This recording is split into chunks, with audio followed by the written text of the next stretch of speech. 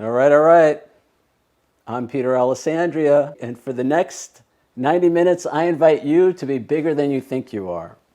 If you're new here, welcome. If you've been here before, welcome back. So let's look at our agenda for this evening. I'm going to start with our announcements as usual. And we have a recommended reading for you guys tonight. The affirmation of the day. We'll do our introductions and victories. We'll have our audiobook excerpt tonight from chapter 4. We'll have our topic discussion, take a break at about 8:45 or so, and then we'll come back and talk about our assignment for tonight. How do you define unconditional love? And we'll wrap it up by 9:30. Just a reminder, tonight's workshop is being recorded and will be available on the BeBiggerToday.com website and YouTube channel within the next 48 hours. Please feel free to stop your video and mute your microphone if you do not wish to be seen or heard on the recording. First announcement, as usual, we have our Be Bigger Than You Think You Are paperback, author-signed paperback, an exclusive discount code for you guys, Book 20, take off 20% at checkout at bebiggertoday.com/book. My book, New York Cityscapes, the definitive NYC photo book. It's a collaboration between me and 6 other New York City area photographers. It has some stunning photos of the New York City skyline, and the really interesting thing is that all 7 of us have our own take on each of the iconic landmarks that make up the skyline of New York City. These are my original photos. And then there are 6 other photographers who have their take on the same, on much of the same location. So it's really cool to see how everybody brings their own sensibility to taking the photographs of the different spots. It's available now on my website, bebiggertoday.com/bookstore, on sale for $16.95. Makes a great holiday gift.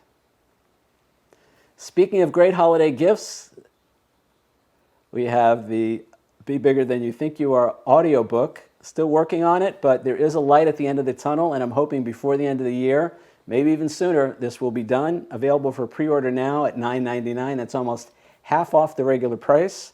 bebiggertoday.com/bookstore.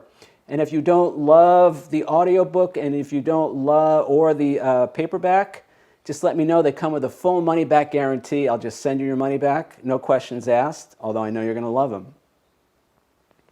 Merch for your stocking stuffers for the holidays. T-shirts and hats at bebiggertoday.com/merch. Use the discount code MERCH20 at checkout to receive 20% off your order. My original art and photography. This is the best holiday gift ever for somebody who has a home they want to decorate or an office that they need to decorate. I have a huge collection of photography on my website, and I have a little ad that I'm going to run for you guys right now.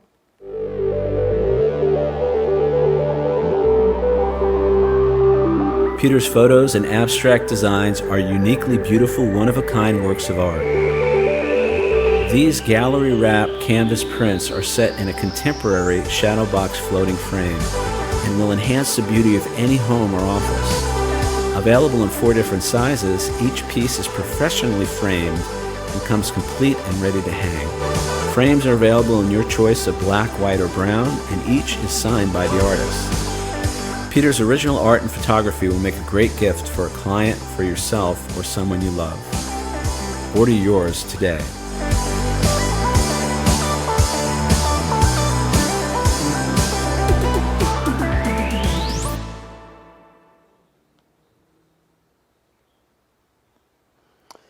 And we also have refrigerator magnets. These are the forgiveness refrigerator magnets. So when we get to chapter 7, I'm going to tell you the story behind how these magnets and a whole other collection of New York City souvenirs came about.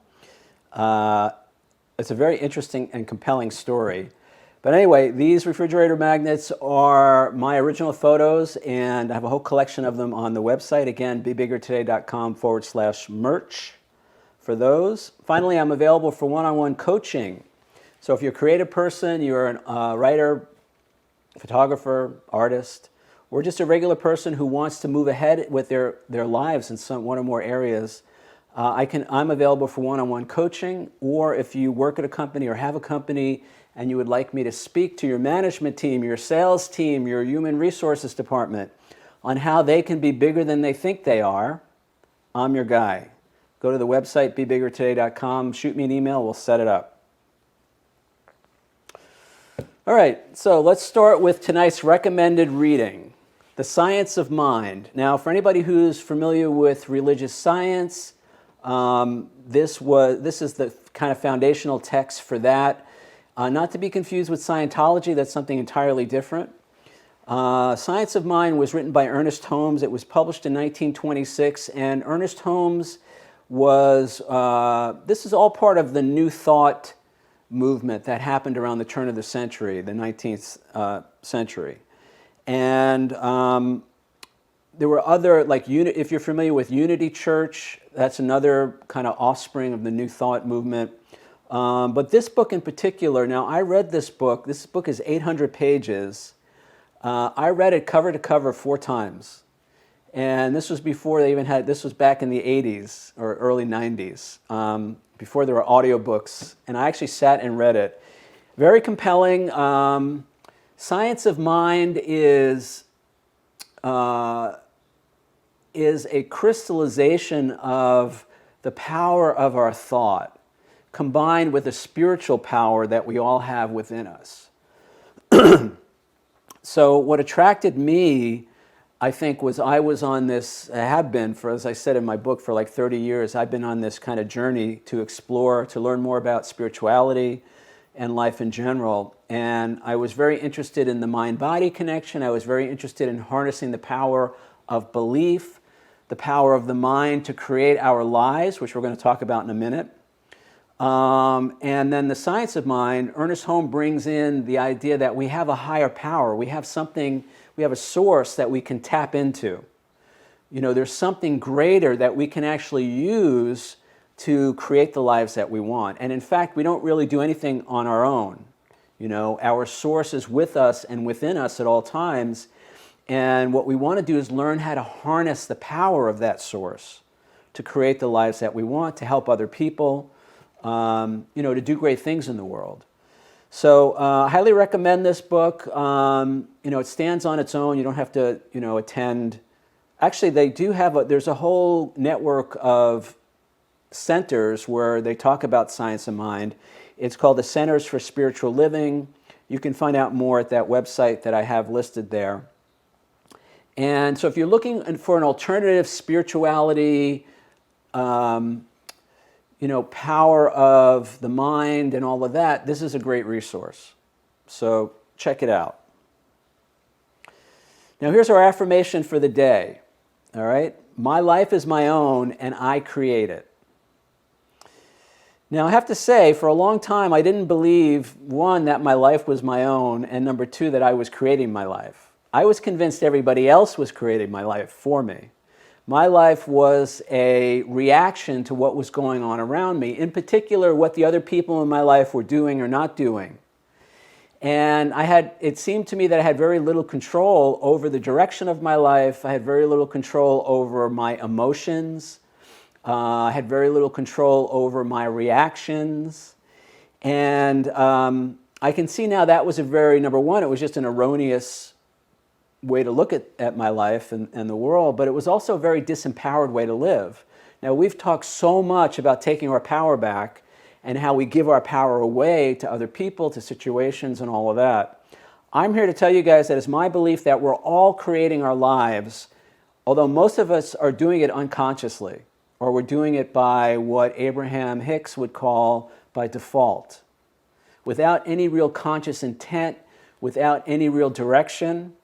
We are, as I shared a couple of weeks ago, it's the difference between reactors and creators. And again, I have to say, for most of my life, I was the reactor. And now I'm saying, well, wait a second. So I actually have the ability to mold my life in a direction. I have the ability, and the way I do that is by making choices.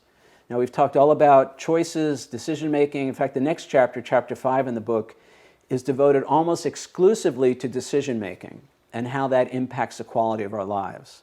The quality of our decisions impacts the quality of our lives. So I share this affirmation with you guys tonight. Take ownership. We talked a lot about this in chapter 2 when we talked about taking responsibility. By taking ownership of our actions, of our reactions, of our thoughts, of our feelings, of our words and our actions, we are taking ownership of our life. And it's only when we take responsibility that we get our power back. And then we can create the life that we want. So I offer this to you guys. Put it on your refrigerator or your bathroom mirror or wherever you put your affirmations. And again, I know some people are a little skeptical of the power of affirmations, and I'll say what I always say: we are affirming something all day long. Most of the time it's based on our negative thoughts and beliefs about ourselves. It's based on stuff that we've heard from other people, and we usually have a running dialogue in our heads where we are repeating over and over and over again things that are not serving us. Thoughts that are disempowering, thoughts that are not true, thoughts that are based on old ways of interacting with other people. So what we want to do, and this is the power, in my opinion, the power of affirmations, we want to reprogram that. We literally want to reprogram the computer that runs our lives.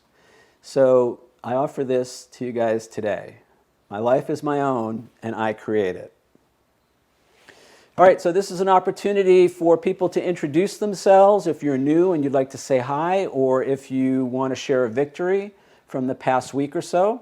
So is there anybody who would like to say hello or share a victory? Just unmute yourself and take it away. Anybody? Peter, I'd like to share a victory. We are in the process of moving. We've gotten the moving boxes, and I am consistently packing boxes.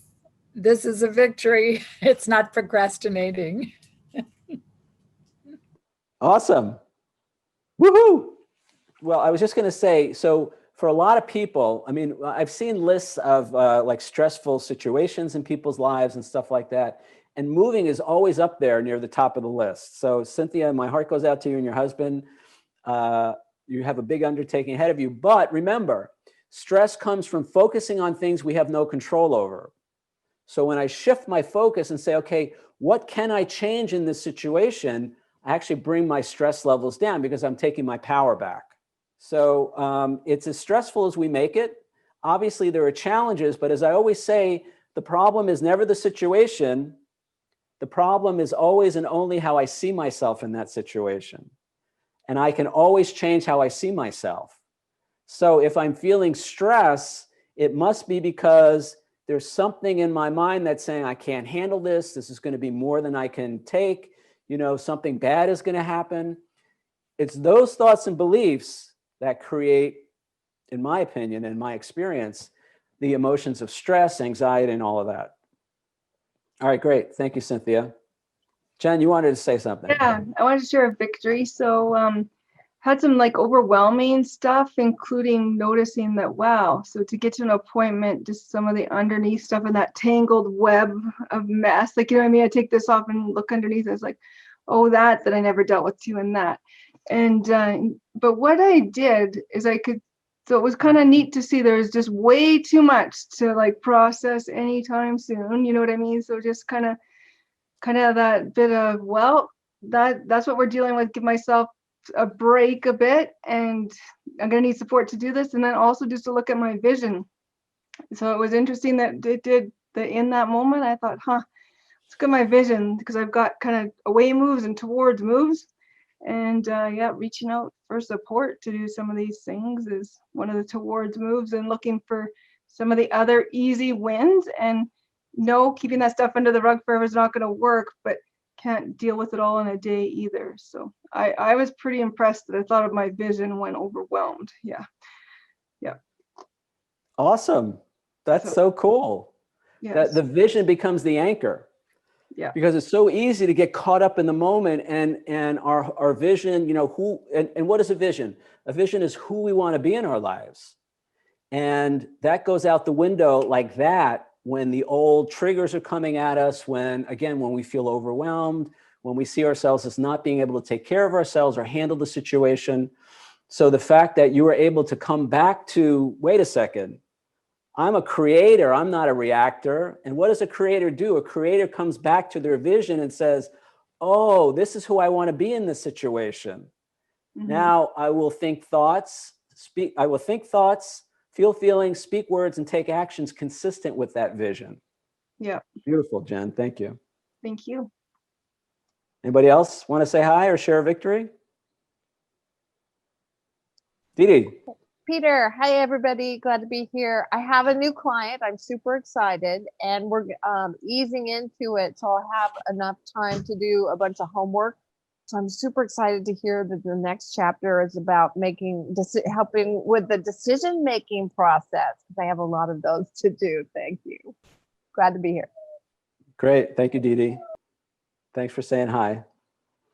We still have a little ways to get through chapter 4. We're gonna spend a little more time in the fear-love dichotomy, but we will get to chapter 5. Chapter 5, there's a lot of good stuff there as well. So, but it's all in order. So we got to work our way there. We can't just jump ahead to the decision making yet. Anybody else? Going once? Everybody good? All right, cool. So we're going to do, so again, the topic for tonight, we're continuing our work in chapter 4, from FEAR to LOVE. I think it's going to be at least 3 more weeks on this chapter. We still have a lot of material to cover. So what I'm going to do now, we're going to go, I'm going to play the audiobook excerpt from tonight. Again, I'm not going to give you the page number tonight, actually, because I did a lot of revising on this chapter, so it's not going to read consistently with what you guys have if you have the first, well, you only have the first edition. So, but we are in chapter 4. So let me pull this up for you guys. Fear of the loss of identity. We've already mentioned this a couple of times, but I think it's worth looking at a little more in depth here. We said earlier that changing who we think we are can be scary.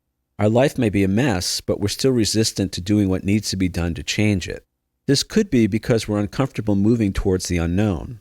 While this may seem trite, even ridiculous, consider the following types of questions and see what kind of response they stir up in you. Who would I be without my anger? Who would I be without this depression? Who would I be if I weren't a victim? Who would I be without financial problems? Who would I be if I wasn't sick? Who would I be if everything always went my way? Who would I be if people were always kind and considerate of me? And so on. I don't think anyone consciously desires negative things in their life. Yet, just like the fact that many bad habits are difficult to break, many deeply ingrained negative ways of seeing ourselves can be tough to let go of. In addition, there's almost always a payoff to seeing ourselves in a certain way. For instance, as we mentioned in the last chapter, there's often a reward to seeing ourselves as victims. With something like constant financial problems, the subconscious payoff may be it affirms we don't have what it takes to succeed in life, and we deserve to suffer and struggle as a result. With continuing bad romantic relationships, the incentive may be that we get to be right about other people being wrong. In either case, we unconsciously value the negative experiences because they validate and confirm the subconscious version of who we think we are, and by extension, who we think other people are. Defensiveness. In our relationships, fear often manifests as defensiveness. Many of us feel like we have to constantly defend ourselves against attacks by other people and by the world. Even worse, we feel woefully inadequate to do so. In addition to our human relationships, we often feel we have to defend ourselves against all manner of threats from outside us, such as the environment, diseases, and economic ruin. Most of us, most of the time, see ourselves as under constant siege by forces beyond our control. Yet, in most instances, I would argue our perceived need for protection arises from how we see ourselves rather than from what's happening around us. Even the greatest challenges are easier to deal with when we see ourselves as capable of doing so. We said earlier, no one has the power to hurt us unless we give them that power. Yet who lives that way? For most of us, it's just the opposite. We're constantly on guard, ready to defend against the next blow. If I'm spending my time and energy trying to protect myself from being hurt by you, it doesn't leave a lot of room for intimacy or joy in our relationship. It also reaffirms that I think you have power over me and that I'm not in charge of my own feelings. In this regard, it's helpful to understand that in both personal relationships and in relationships between races and nations, defensiveness begets defensiveness. That is, defensiveness on one side often triggers it in the other. This can make the finding of a solution difficult, if not impossible. Yet if we understood that, like all feelings, defensiveness is based on who we think we are, we could begin to move away from our traditional modes of dealing with conflict. Since I know the true source of my problem lies within me, and since I am now more willing to take responsibility for my own actions and reactions, I can initiate an internal shift in my self-image before I engage further with you on the issue. The key is our willingness to take responsibility for all our feelings of threat, insecurity, and defensiveness, rather than pushing them out onto the other party. Defensiveness is actually a coping mechanism designed to deal with feelings of powerlessness.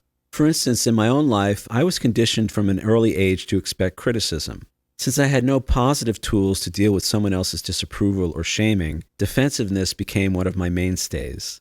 It was my dysfunctional attempt to take care of myself in difficult situations. Of course, acting defensively often backfired, making things worse rather than better. As an example, on several occasions when working as both a lawyer and photographer, I misinterpreted communications from my clients. I would get a call or email that on first glance I interpreted as being critical of me and my work. Upset quickly followed, and I often responded back very defensively. I was surprised to find that my client was surprised by my reaction. In my mind, they attacked me first, so I was justified in responding in kind. Yet in almost every case, after I calmed down and I went over their original communication to me again, I could see I had totally misinterpreted what they had said. It was quite surreal to realize I was reacting to something that wasn't actually there. Because I felt so powerless to take care of myself in the face of someone else's supposed criticism, I was blinded by my own defensiveness. The result was I couldn't even read an email or listen to a phone call correctly. The fact that it happened more than once was a real eye-opener for me and indicated clearly that the problem was with me and how I saw myself. The subconscious thought that gives rise to defensiveness is that I'm not going to be okay. My internal filtering process says I can't handle the situation and that the end result will be painful.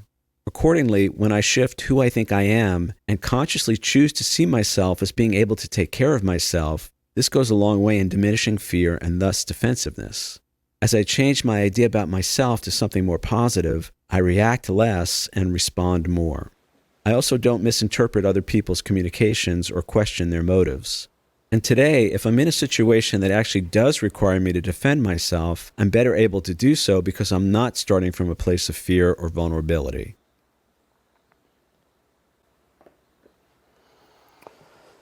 All right, so there was a lot of stuff in that excerpt tonight that I want to talk about. So the first is this notion of the fear of the loss of an identity that we have. And, I first heard about this, I thought, well, that's kind of crazy, I don't want to be sick, I don't want to be angry, I don't want to be a victim.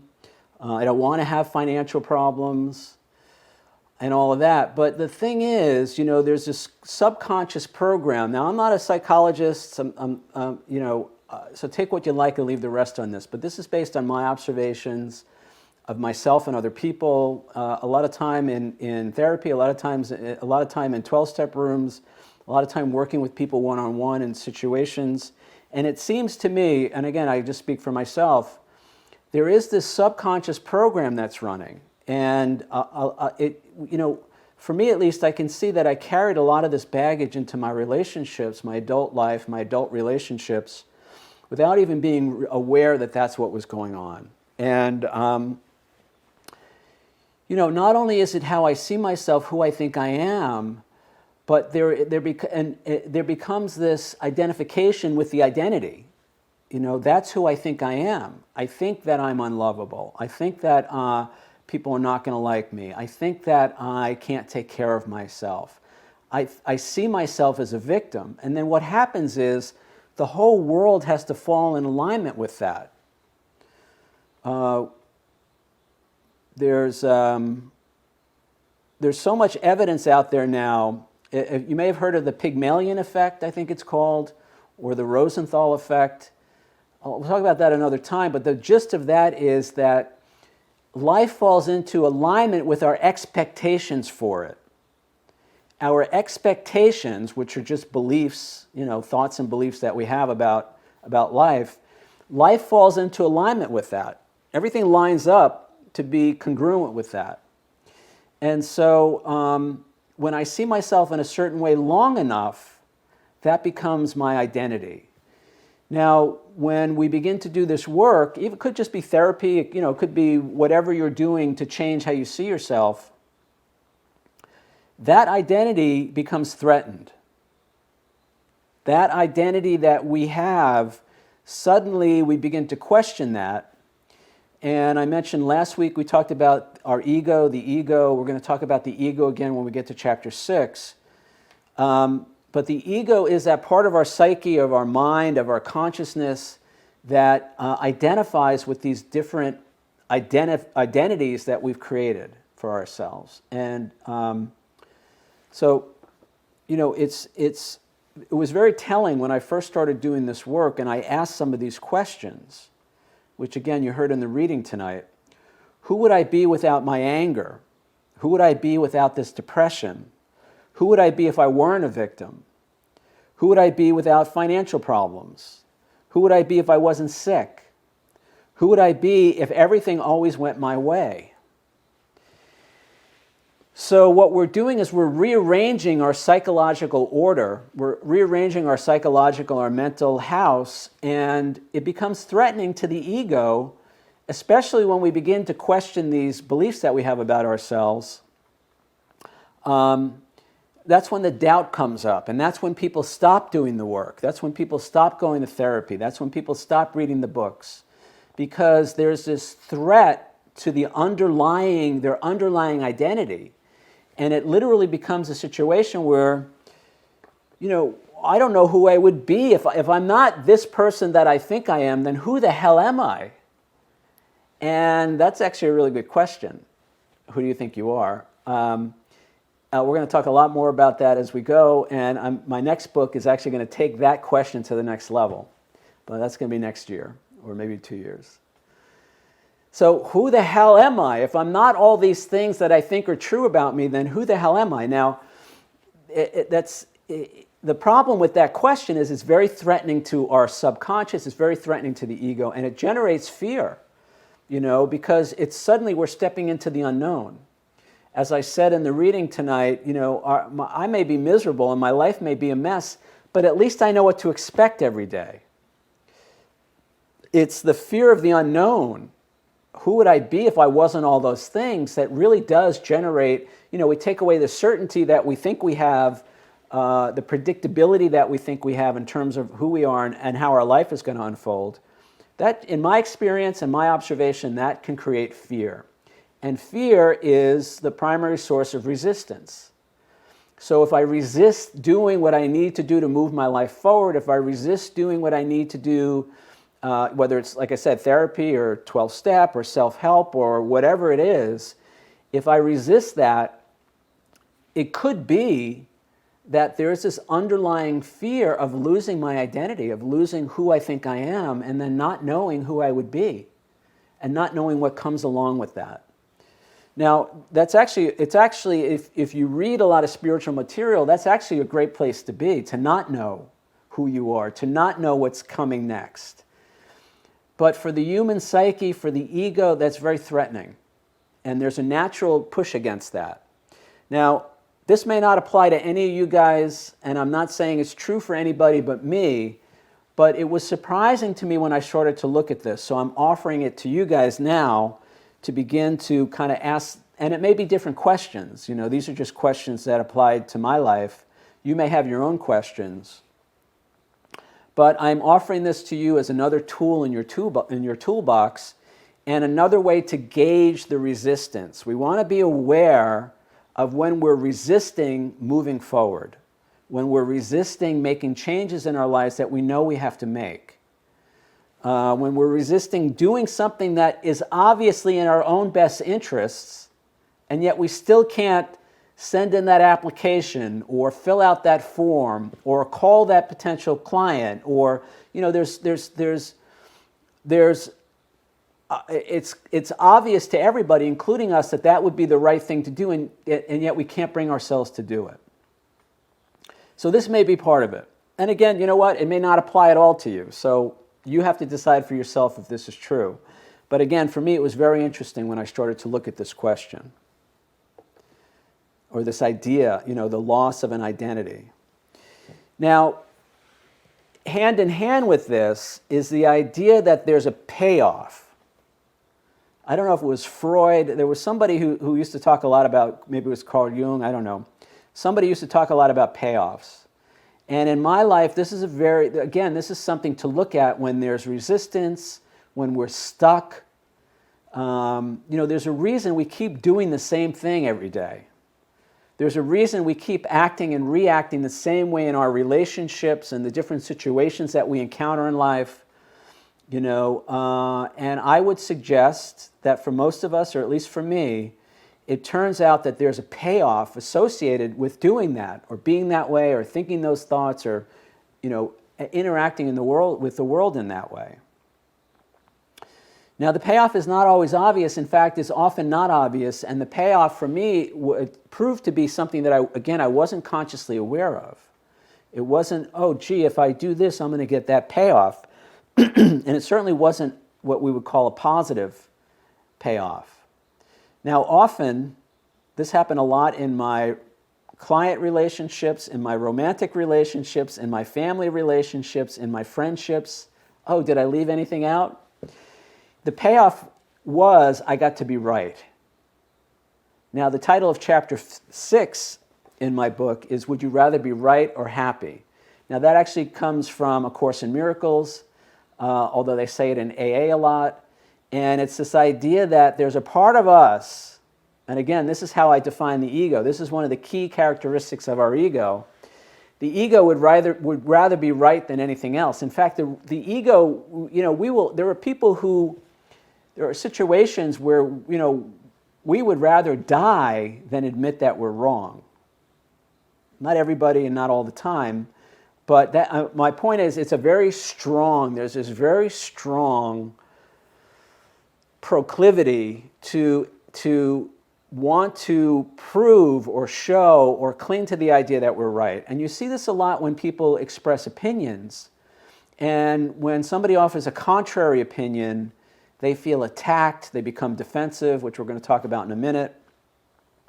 And it's because we identify so closely with that thought or that belief or that opinion that we feel threatened. Our identity feels threatened when someone contradicts that, or somebody wants to challenge that. So again, for me, there has been, if I tell the truth about it, there have been a lot of situations where the payoff for me in acting a certain way or doing certain things was I got to be right about something. And often it was being right about who I thought I was. So I can rattle off certain relationships, for instance, romantic relationships, where when the relationship ended and I felt victimized, when I felt like a victim, I was being right about the fact that the other person was a jerk, and that it was poor me. I was so good, and I was so kind, and I was so loving, and I was so caring, and then they left me. And I got to be right about them being a jerk and me being, a poor, helpless victim. It sounds crazy, and again, it may not be true for any of you guys, but this is my experience. That identity that I have about who I am, who I think I am, is so strong that I will create, over and over again, I will create scenarios that reinforce that belief about myself. Or the belief about other people. Some people believe all men are jerks. Some people believe all women are jerks. Whatever. We have this programming that says the world is a certain way, and we will do everything subconsciously to bring the world into alignment with those thoughts and beliefs. All right? And as we said in chapter 1, remember this, whoever we think we are is exactly who we're going to end up being in life. So if I'm not aware, if I'm not conscious that I'm dragging around this baggage that says, women can't be trusted, or if I'm dragging around this baggage that says, clients have power over me and I can't take care of myself in those relationships, or if I have a core belief about myself that I'm unlovable, guess what I'm going to experience? Now, it does get confusing, and we talked about this in chapter 2. The question becomes, does the belief precede or follow the experience? Now, I would submit that it is our beliefs, it's our thoughts, our beliefs, our perceptions that create our experiences. But what happens is then those experiences reinforce that belief, and it becomes this vicious circle. And this is why I emphasized again in chapter 2, it's so important to begin to question our negative thoughts and beliefs about ourselves and to literally say, is that really true? Is it true about me? Is it true about women? Is it true about men? Is it true about the government? Is it true about whatever thought or belief that we hold firmly as truth that's not serving us? It's really important to begin to question that, to begin to look at the validity of that and say, gosh, maybe there is another way to look at this. And maybe, for sure, if my life is not working, if it's not going the way I want it to go, there's got to be another way for me to look at myself. There's got to be another way for me to see myself. All right, so now we're talking about, you got to be conscious, you got to be aware, you got to be present. We can't just kind of glide through life doing what we've always done and expect things to change. So I have to be present, I have to be conscious, I have to be aware, at least in the moments that challenge me. And I have to remember, kind of what I heard Jen say earlier, I have to remember that in that moment I have a choice, and you know what? I know now who I want to be in my life. I know who I want to be in this situation. And I have to bring my consciousness back to that. I have to bring my awareness back to that and begin to make choices and decisions that reflect that choice, that reflect that view, that idea, that vision of who I want to be in life. We move from who we think we are to who we want to be. And that's when we begin to create our lives. All right, so let's look at this next slide. So again, in the excerpt tonight, I talked about defensiveness, and I gave a couple of examples that I'll reiterate right now for you guys. There have been occasions, and it happened more than once, where I misinterpreted a communication from a client or from somebody I was in relationship with, and I became defensive. I became, my guard went up, and I was ready for a fight. I was ready to attack. I was ready to defend myself. And I was certain that the information that I was operating off of was correct. And to my shock and my chagrin, when I was able to reflect on those situations and go back over what actually happened, I could see that I misinterpreted the communication from the other person or whatever based on my own distorted thinking, based on this fear. Now, defensiveness is a symptom, it's a characteristic of fear, and based on this distorted view of myself. And it was very sobering to begin to notice that, wow, there are situations where I can't even read an email correctly. I can't have a phone conversation correctly because I'm so afraid that somebody's going to say something to me or do something to me and I'm not going to be able to defend myself. I'm not going to be able to take care of myself. And that's the mind of a 6-year-old. And I can say now for me, working backwards and looking at my past, I can see that I had, I was criticized a lot as a child. I was criticized a lot, and I didn't know how because I was a kid. I didn't know how to stand up for myself. I didn't know how to take care of myself. I thought that was true, what was being said about me or to me. and I internalize that. And then when I become an adult, because I haven't healed that, I haven't worked through that, because I don't even know that that's what's running my life, when I get an email from a client and it looks like they're criticizing me, I completely go into automatic pilot and I go completely into reactionary mode. And I say something or do something which jeopardizes the relationship. And it's totally off base. And it's totally based on a distorted view of myself and of the situation and of the other person. Now again, maybe I'm the extreme case. I don't know. Maybe this is just me. But when I began to look at this and say, oh my God, what is running me that I can't even have a phone conversation without feeling like I got to protect myself, that I got to get ready for a fight. Now here's the thing, guys. It comes from, the problem is not that I have to fight. I mean, there may actually be situations in life where it's appropriate for me to stand up for myself.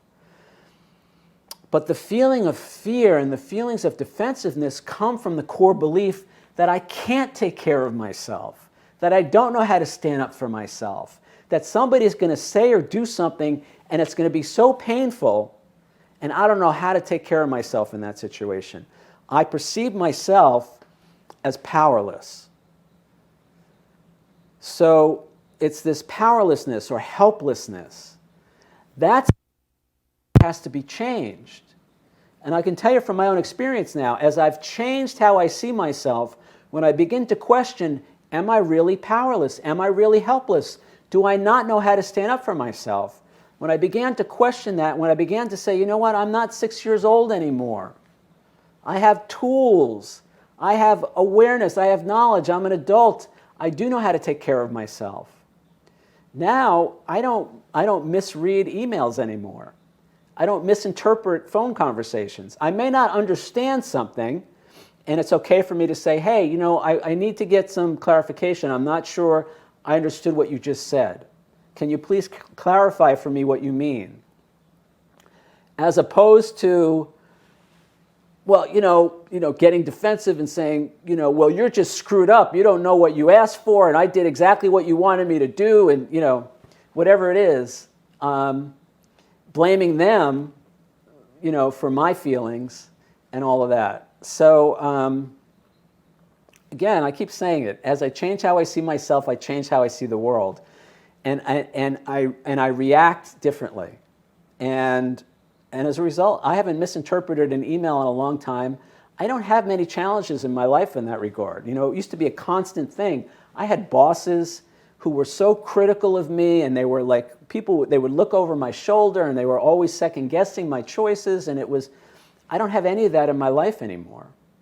And the only thing that's changed is how I see myself. The only thing that's changed is who I think I am. But I stop attracting those people. I stop attracting those situations when that program is no longer running. All right. So let's just say a few more things about defensiveness. Now, if you're familiar with 12-step programs, we talk about defects of character defects. And some people will say there's only 5 character defects. I believe it's helpful to go beyond the... And I consider defensiveness a character defect. But what it really is, as you've heard me talk about, is a survival strategy. It's a defense mechanism. It's a way to take care of myself when I don't know that I have another way to take care of myself.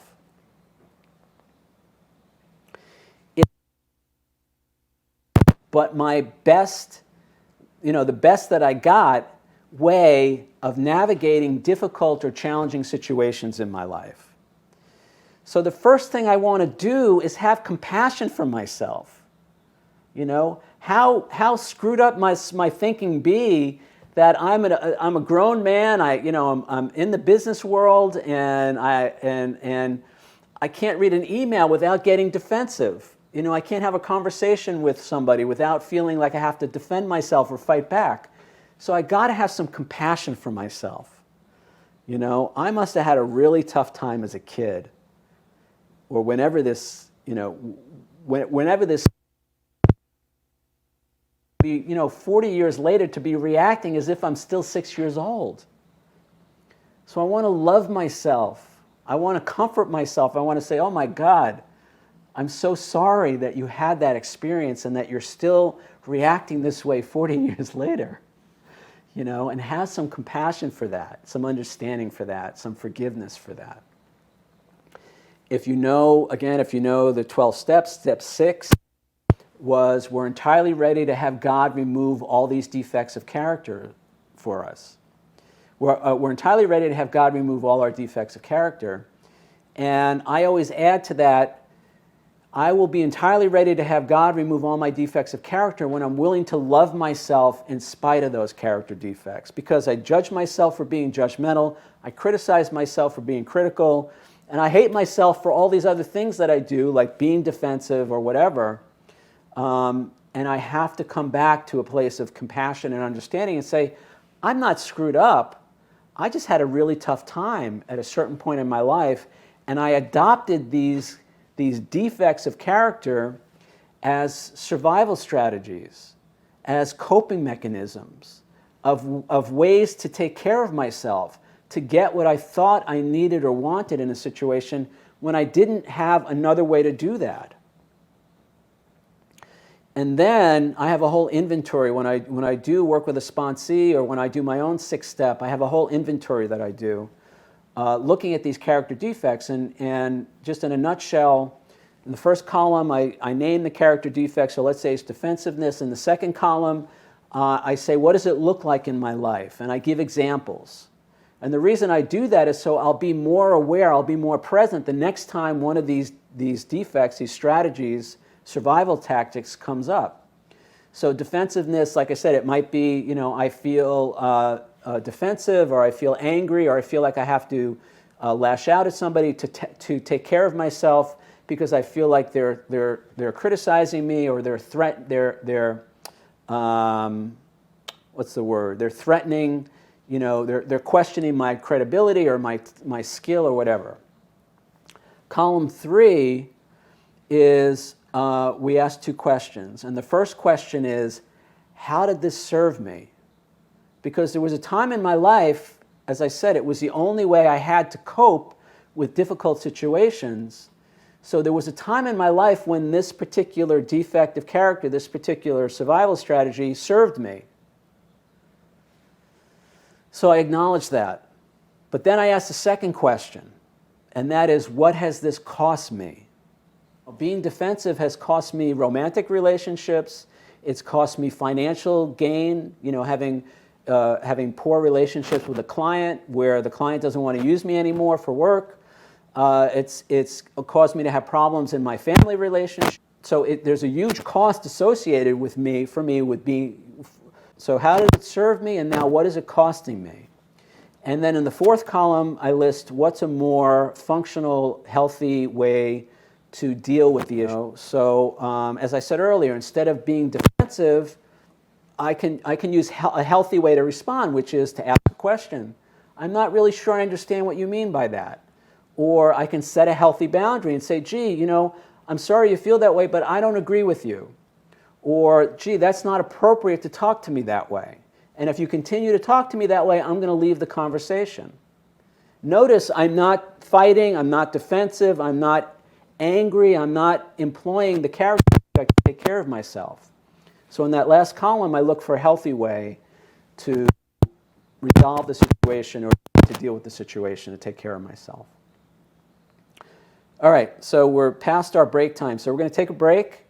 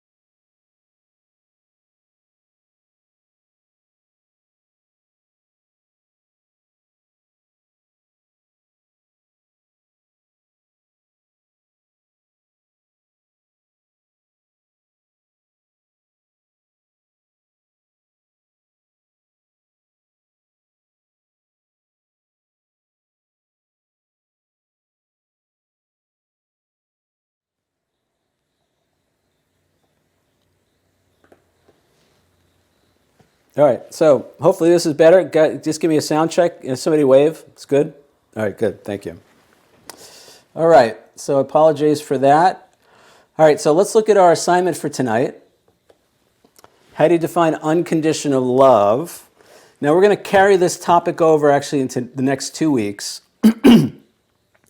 I think, for me at least, there's a lot of misconception around love in general, and in particular, I may have a pretty extreme view of love, which you'll find out next week, in the next 2 weeks. But I want to hear what you guys have to say about it, and you can also talk about. The other thing I wanted to say, just briefly, is this whole idea, and I touched on this last week, that defensiveness begets defensiveness, and anger begets anger. And when I approach a problem from a place of defensiveness or anger, if it involves another person, chances are my anger, my defensiveness is going to evoke that from the other person, and it makes it very difficult to have, as we all know, to have a rational conversation, to have, to actually find a solution. And when we get to, I think it's chapter 6, what I recognized a long time ago is that underneath the defensiveness, we talked about this a minute ago, and underneath the anger is fear. Fear is what's driving the defensiveness. Fear is what's driving the anger. So if I can go to the other person and say to them, oh damn, the camera's not working. If I can go to the other person and say, I have a concern, I have a worry, I'm afraid, and I need your help, then what happens is that allows the other person, now the other person doesn't have to get defensive, the other person doesn't have to feel like I'm attacking them. And now when I go to them and say, I'm concerned, I'm worried, I'm afraid, I need your help, that changes the whole dynamic of the conversation. But as long as I believe somebody else is responsible for how I feel, and it's their fault that I feel the way I feel, guess what? I'm not going to get to that point where I'm going to say I'm afraid or I'm concerned or I'm worried and I need your help. I'm just going to say, you're a jerk and you need to change, and if you don't change, you're out of here. Or I'm out of here. All right. That's not unconditional love, guys. So don't do that. All right. So who wants to chime in on our topic for tonight? How do you define unconditional love? Feel free to unmute. Let's say this. Let's start with what's not unconditional love. That's a good starting place, Peter. Great, Cynthia, go. Not unconditional love would be demanding that a person meet all of my needs all of the time without exception. And if they don't, out of here. And I lived a good deal of my life in that sort of way. And as a result, I had a number of potential partners that didn't meet the cutoff. They just, get out of here, get out of here. So that would be not unconditional love. The unconditional love is something that I experience. Theoretically, parents have that for their children, and it's theoretical because parents are usually good enough, not perfect, but good enough. And that unconditional love is something that striving for and sometimes attaining, but not consistently sometimes, seems to be more the norm. The people who are in my life, and there have been a few people in my life, enough people in my life, who have over the years loved me, even when I was quite unlovable, even when I did things that were most inappropriate, even when I did things that were against their moral values. They still felt that love of the heart for another human being that's a hurting human being and loved me anyway. And I see that as unconditional love. Great. Good. So yeah, so going back to the parent thing, a lot of us, well, I'll just speak for myself. So I'm not going to talk about my parents, but a lot of us have a person in our life. For me, it was my grandmothers. My grandmothers, they loved me no matter what. And they had that love for me, and I could do no wrong. And, it was their love for me was very unconditional. And so, and we're not always aware of that. We think, oh, that's just the way grandparents are. But not all grandparents are like that. And I will say there are plenty of parents who are like that. It's not just grandparents. But it's a little easier for a grandparent to be unconditionally loving than a parent because, at the end of the day, the grandparent sends you home to your parents. They don't have to deal with you, and all the craziness or whatever. So that, which is another thing. I mean, it's very easy to love people when we're not responsible for them. It's very easy to love people when, our reputation isn't on the line, our livelihood isn't on the line, our well-being, our financial security, our whatever isn't on the line. Then it's really easy to love people. But the minute, we raise the stakes, the minute, somebody else is threatening our well-being, our finances, our whatever, our self-image, then we find out how much we really love that person. And the same is true, we find out how much we love ourselves. So unconditional love, I mean, just if you look at the words, it's literally there are no conditions under which we withhold our love. Now that's a big thing. That's a tall order. And what I would say is, and I'm giving you a little preview of what's coming. First thing I would say is, loving another person doesn't mean we stop loving ourselves. So we don't put ourselves in harm's way. We have healthy boundaries with the people that we love. We take care of ourselves in our relationships. The more I do that, then the more I can love another person because I'm taking care of myself and I'm no longer, putting myself at risk or putting my well-being at risk or my finances or whatever it is by being in that relationship. And, there are some situations where, we love people and we can't live with them. And vice versa, they can't live with us. So it's not, unconditional love is not that we stop loving ourselves. It's not that, because that just builds resentment.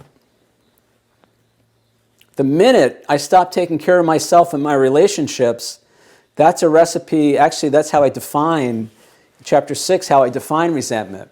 Resentment means I have not done what I needed to do to take care of myself in that situation, and now I'm blaming somebody else for that. And the anger that I think I feel towards them is really misdirected anger that I feel towards myself. And of course, with resentment comes blame, judgment, criticism, and all of that. So it's not just, oh, I love you and I would do anything for you and nothing, you can do no wrong. That's a recipe in my book, in my life, and again, it might just be me, guys, I don't know. But that's a recipe for disaster. It's not that you can do no wrong, it's that I'm going to take care of myself as best as I know how, and then I'm going to participate in this relationship in a way that's healthy and functional. And I'm not going to judge you. I'm not going to make you wrong for your choices, but I may bow out of the situation. I'm not going to criticize you for what you're doing or not doing. I'm not going to judge you. I'm not going to attack you. But you know what? If it's not working for me, then I may find another way to be in relationship. So I think that can be the missing part for a lot of people in a lot of situations. Unconditional love is not that we stop loving ourselves and we just throw caution to the wind and we just, I love you no matter what. If you're being an asshole, I can acknowledge that and I could say, wait a second, this is not good for me. and I love myself. I love myself enough that I'm going to take care of myself by removing myself from the situation. Or I may have to remove you from the situation. But I do it with love. See, that's the difference. This is what I was saying earlier. I don't have to do it with anger. I don't have to do it with attack or defensiveness. I can remove somebody from my life with love, with compassion, with understanding. I can remove myself or somebody from my life without making them wrong or making me wrong. Simple, but not necessarily easy. And, I got to be honest, I'm kind of making all this up because I didn't have that modeled for me as a kid. Not to make anybody wrong who raised me or whatever, but, there's not a lot of agreement in the world for this idea.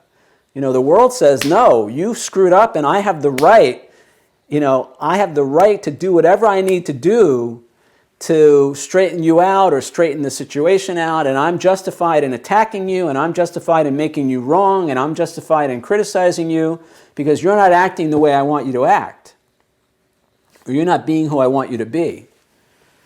And I don't want to hear about your, I don't want to consider, I don't want to be compassionate. I don't want to be understanding. I want to be right. That's the ego. The minute I would rather be right than be compassionate or understanding or helpful to another person, I'm in my ego. And there's no unconditional love in the world of the ego. All right, who else? Somebody else must want to chime in on this. All right, Peter. Yes. One of the things that came to mind in my definition may not agree completely with what you just said, and that's okay, because an open conversation and thinking and asking questions is what will help me find answers.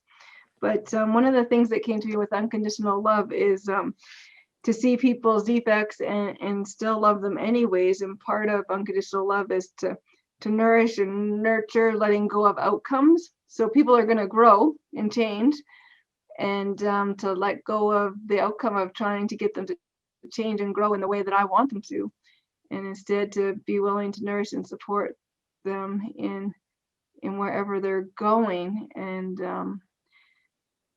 I just want to say too, I so understand that people in our life can just rock and wreck our sense of safety, and that seems like something I need to protect myself from, and trying to figure that out is part of things. And for sure, letting go of that blame game and everything is part of it. But yeah, there's something, I'm not sure what I don't know, there's more in it, there's more juice somewhere for me in this, but just not sure where. All right, good. Well, it sounds like you're on the path. It sounds like you're on your way to recognize that. And again, I want to be really clear about this. I say this almost every week. We're not making excuses for somebody else's unloving behavior. We're not condoning inappropriate behavior. We're not giving people a pass when they're actually being harmful or inappropriate. And we're not throwing common sense out the window. It may be appropriate to take care of ourselves when our safety is actually threatened. I'm not saying that our safety is never threatened, but I am saying that for me at least, I have to start from the place of, well, wait a second. Maybe first of all, I'm not 6 years old anymore, and maybe I can handle more than I think I can handle, and I do know how to set boundaries with people. I do know how to take care of myself better now. So let me find out more about what's making this other person tick. Let me find out more about what's going on with them. And again, not to put myself in harm's way, but maybe there's a way I can actually be helpful in the situation. Now, if I'm in my ego just wants to make them wrong and say, you know what, you're fucked up and I'm justified in hating you. I'm justified in doing whatever I think I have to do here, and it's all your fault. I tried that for many, many years, and it doesn't work because it's not true. It's nobody else's fault that I feel the way I feel. And it's still my primary responsibility to take care of myself in all my relationships. Now, I love the idea of, I forget the word you used, Jen. I love the idea of, fostering somebody else's well-being or encouraging people or, supporting other people. I'm not a parent, but I can see how this comes up a lot with kids. I talk about, again, I think it's in chapter 6, a lot of parents probably come to, and it probably works both ways, a lot of kids too, come to a point when they say, how can I love somebody when I hate who they're being right now? I effing hate who you're being, and I want to love you. That's a tough one.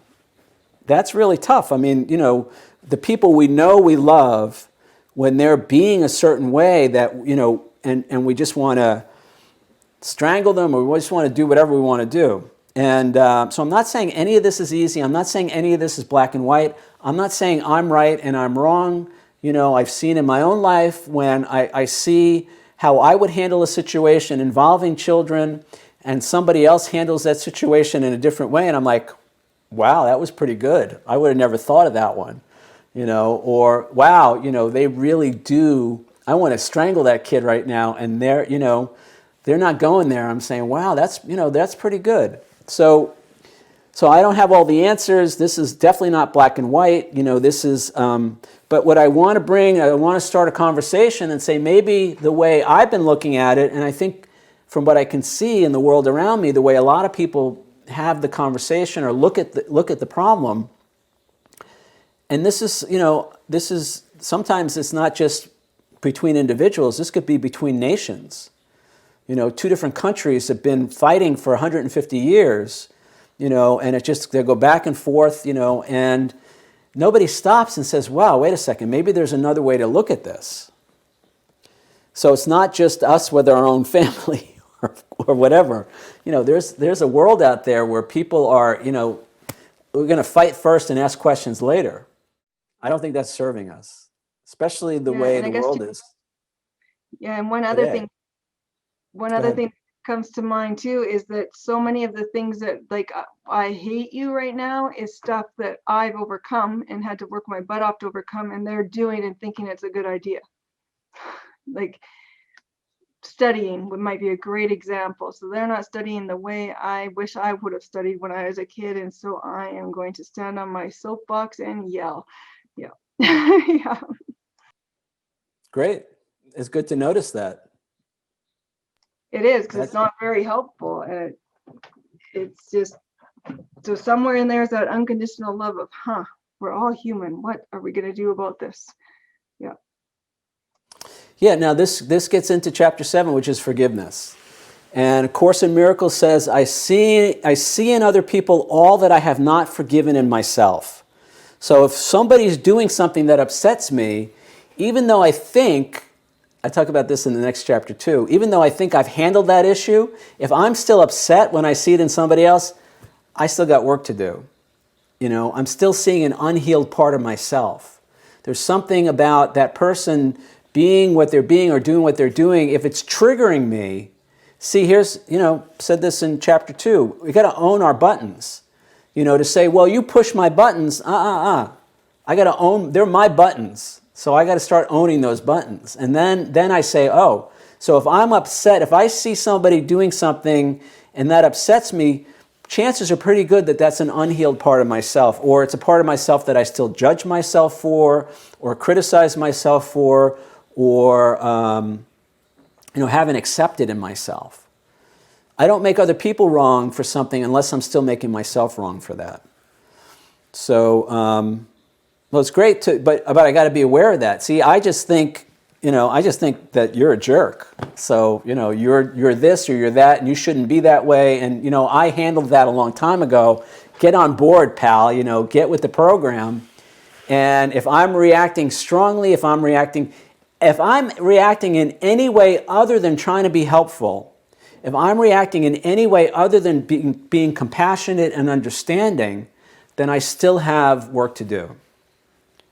It's always about me. It's never about what the other person is doing. And I have had situations, again, I talk about this later, where there's a characteristic that I see in another person that upsets me, and then I go and do my work and work through that issue. When I see that same characteristic in another person again, it doesn't trigger me anymore, and that's when I know that I've forgiven myself for that. That's the best clue, when I'm no longer upset when I see that in somebody else, and I may actually want to be helpful. Now again, not everybody wants to be helped. A lot of people, they may not think that they have the issue. They may still think it's my issue. So that becomes another discussion. But the point is, my reactions are about me. They're not about anybody else, ever, under any circumstances. And the more I can remember that and bring the focus back to me, then I don't have to make other people wrong for being who they are. I may not want to stay in relationship with them. Again, there's nothing that says, it gets a little tricky with family, but I could still have healthy boundaries. I can still take care of myself in the relationship, but I don't have to make them wrong for being who they are. If I'm making other people wrong for being who they are, chances are really good that I'm making myself wrong for the same thing or something similar. Or sometimes, again, we're going to talk about this in a few weeks, sometimes we do the opposite. So I see a trait in somebody and I judge them for that, and I say, I'm not like that. This actually came up for me. Again, this is later, but very briefly, somebody accused me on Facebook of being boastful, of bragging about my achievements. And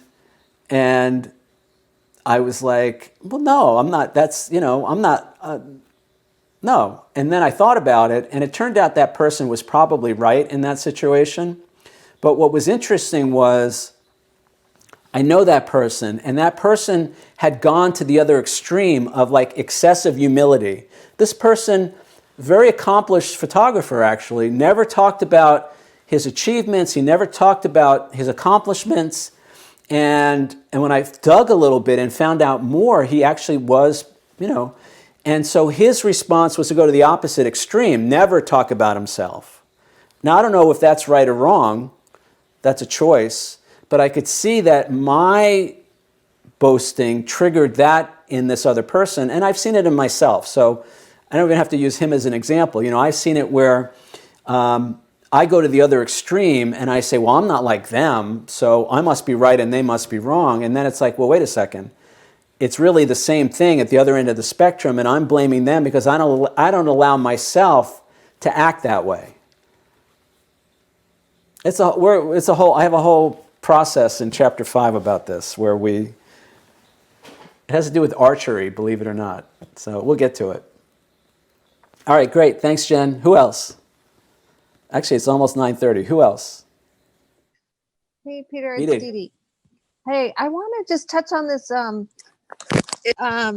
defensiveness about, I'm going to turn it off, take my chances, and how defensiveness can it just creates, it's like a snowball effect with relationships going bad, defensiveness. So I just want to thank you for going in depth about it.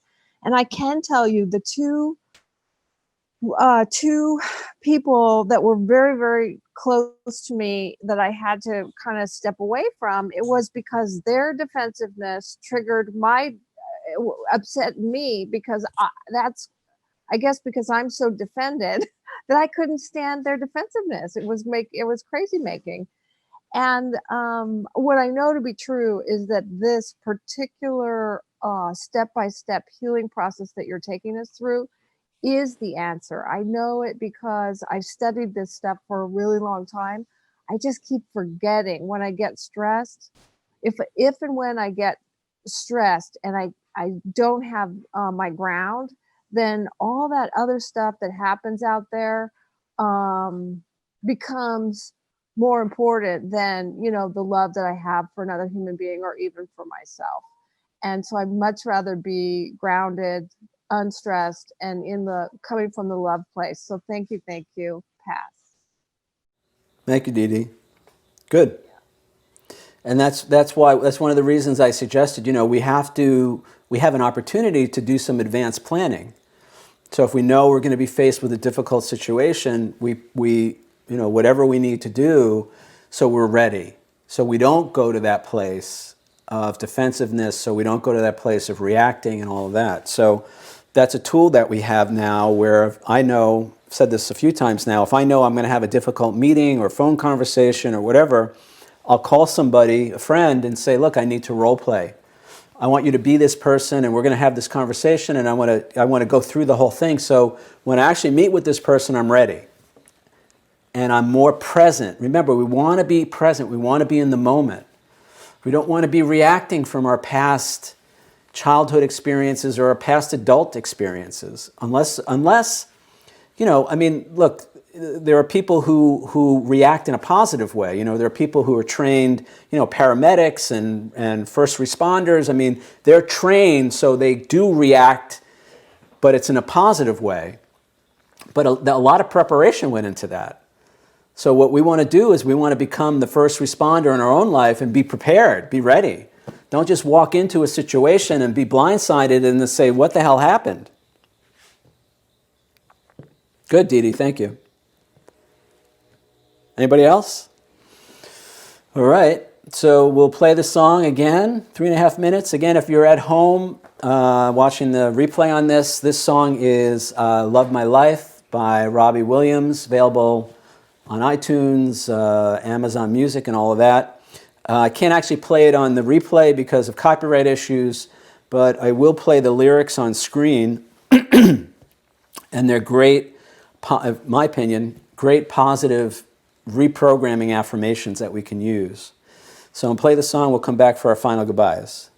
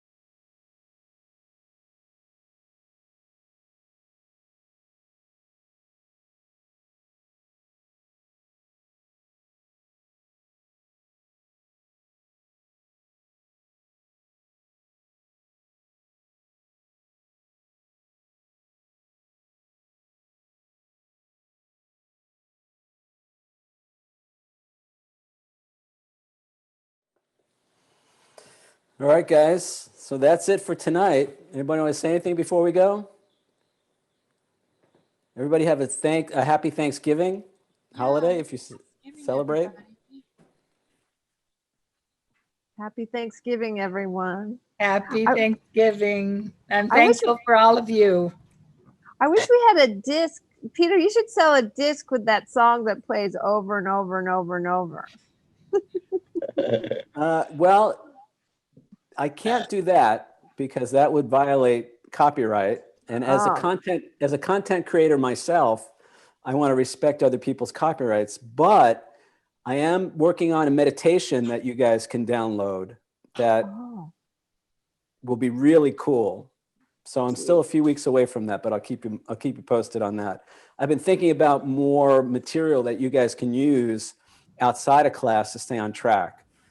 So, but you can get the song. I think I paid $1.49 on Amazon for the song. You can just put your MP3 player on loop. Anybody else? Yeah, we're laughing about it. Hi, Peter. I've been listening. Good, it was a good night tonight, and happy Thanksgiving, everybody. Okay, you too, Thanks, Barb. Barbara. Happy Thanksgiving, everyone. Thank you, Peter. Bye, Okay, everyone. thank you. Thank you. Night night. Good night, guys. Thank Have a great week. You Share your too. victories. Share your victories next week. you. All right. Good night. Good night, Lynn. Good night, Peter.